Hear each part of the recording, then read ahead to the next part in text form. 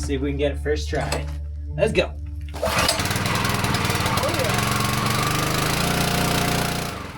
That was the very first pull start on my new Harbor Freight Predator 30-ton 212cc dual action log splitter. And it started right up on the very first try. I was pretty stoked on that. So I picked this thing up in May of 2026. It lists for $1,300, but it's Harbor Freight. Always use coupons. I had a 20% off coupon. I waited for the right scenario to use a 20% off any single item. So I was able to pick it up for $1,095.97. So I'm going to walk you through the unboxing of this bad boy today. We're going to zip through the assembly of it, my first start, and then I'm going to run it for a bit in some real life scenarios and give you my thoughts on it. So first off, I ordered this on May 25th and it arrived to my local store on August 4th. So it took about 9 weeks for it to come in. This thing in the box weighs about 500 pounds, I think over 500 pounds. So they had a forklift there to get it out of the store and into the back of my truck. Now I have a tractor with forks, so I was able to easily unload it. With that much weight, it would take several people to lift it out of a truck by hand. Okay, we've got everything unboxed, so let's take a look at our inventory here. So here is the heart of this machine. We've got our steel I-beam and the piston here. This thing is beefy. It's got to weigh, I don't even know, maybe 350, 400 pounds. So I'm not quite sure how I'm going to be able to lift this when I'm putting this together, but we'll figure that out.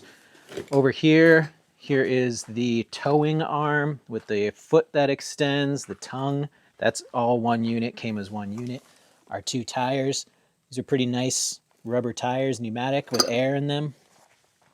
Here's all our hardware. This is actually an encouragingly low amount of hardware. There's not a ton of nuts and bolts here to put this together. I've seen more in an IKEA bookshelf, so this is good. These look like our caps for the wheels after we get them greased. Hydraulic line return hose clamps. Of course, our manual, that's a good thing. These are the log catchers, baskets, go on either side of that steel I-beam. Here are our fenders for the tires, low pressure hydraulic fluid hose.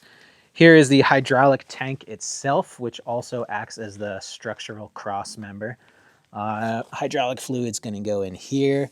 Came with a hydraulic fluid filter, which is nice. It did not come with hydraulic fluid or any fluids, so I'll have to get that.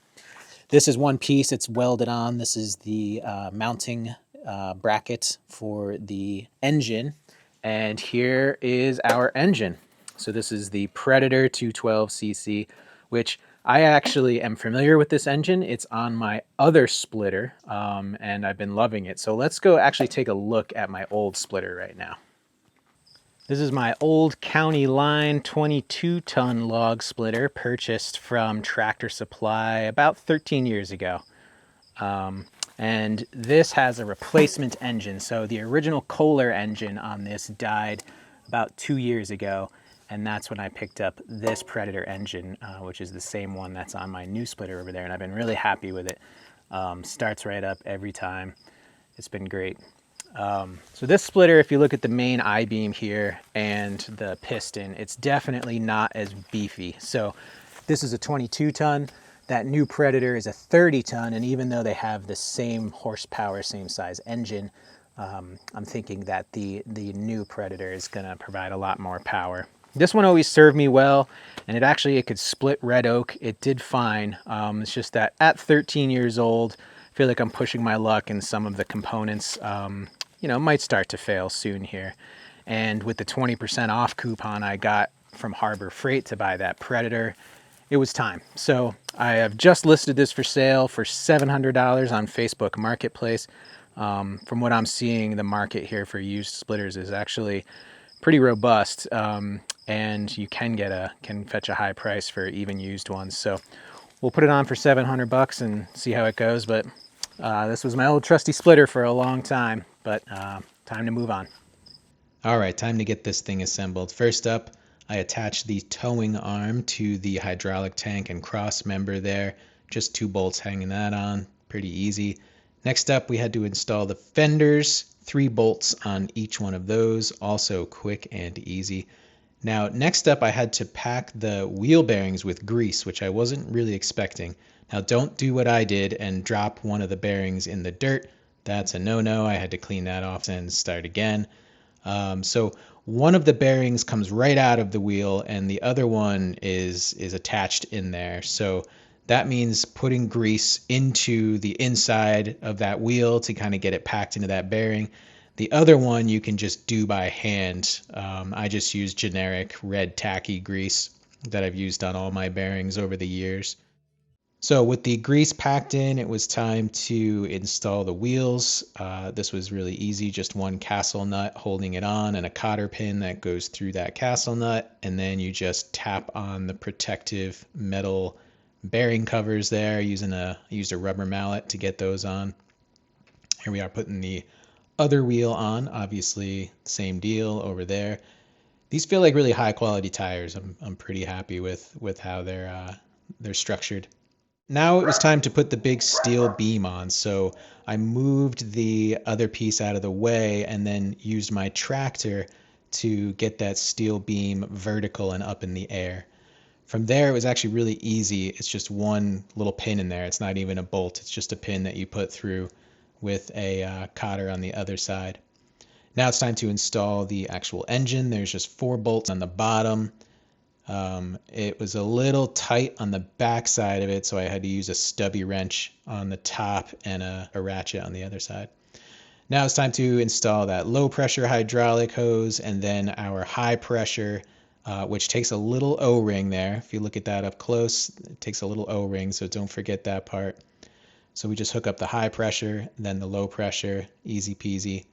Then it was time to install the log catchers, these baskets, which I'm pretty excited about. My old log splitter did not have these. And this was with just 2 bolts hanging those on and 2 screws on the other side, which for some reason were Allens, the only 2 Allen bolts on the whole thing on the other side. Now it's time to get some fluids in this thing, so let's take a little trip to Tractor Supply. I'm using some 4-cycle small engine specified 10W30 oil here. Picking up 5 gallons of hydraulic fluid. The manual recommends ISO 32 fluid. Got to get those peanuts if you're at Tractor Supply. So pouring in this hydraulic fluid, I messed up here. I figured 5 gallons, it'll all fit in there. It does not. You have to put in about 4 gallons is what I recommend. You can see I'm spilling all over the place. Here's my cleanup action. Put in about 4 gallons and then start it up. And let the hydraulic fluid get through the system and then put in that last gallon. Here's me putting in the oil. It takes a half a quart. I always put a little bit of small engine specialized stabilizer in my fuel, and the manual recommended this too, so I always put a little bit into my mixture before I put it into the tank. So of course using fresh gas, just regular old gas. I didn't have any ethanol free near me, so that's what the Small Engine Pro stabilizer is for. And now it's time to give this thing its first pull. Let's see if we can get it first try. Let's go. As you can hear, I was pretty stoked that this thing started right up on the very first pull. So now it's time to get out there and get some firewood. I'm out here gathering white pine. This is very abundant around my property. But the main reason I am cutting up white pine right now is that the manual recommends breaking in this engine for its first 5 hours. Now that doesn't mean running it at slow speeds. They actually want you to run it at high speeds, all the way up in the rabbit area on the engine. But they basically just don't want you splitting anything gnarly. They don't want the hydraulic pump to have to do a lot of work. So this white pine splits really easily. Notice that my old log splitter is gone. I sold that on Facebook Marketplace within 48 hours for $680. Time to actually put this thing to work. Now I have it horizontally right now. I almost never used my old splitter horizontally, mainly because I had no log basket, the log catchers on the side there.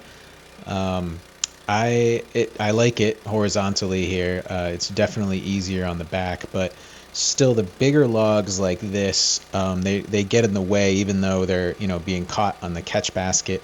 They were too big for me to have room to split what was still in the middle at the piston there. So the jury's still out if I'm going to use this mainly in horizontal mode, but for my testing purposes here, I'm switching it into vertical. I really like that it has a nice easy release. It's just a pin you pull and you can pop this up into vertical mode. The log catchers, they don't need to be there when it's in vertical. It made no difference. They weren't getting in the way, but they also weren't really helping. So the other thing I really like about this guy is that the piston speed is a touch faster, which I appreciate. My old one, it seemed like the cycle for it to go all the way down and all the way up was probably like, I don't know, 15-20% slower. So that makes a difference when you're splitting a lot of wood and you're out there all afternoon.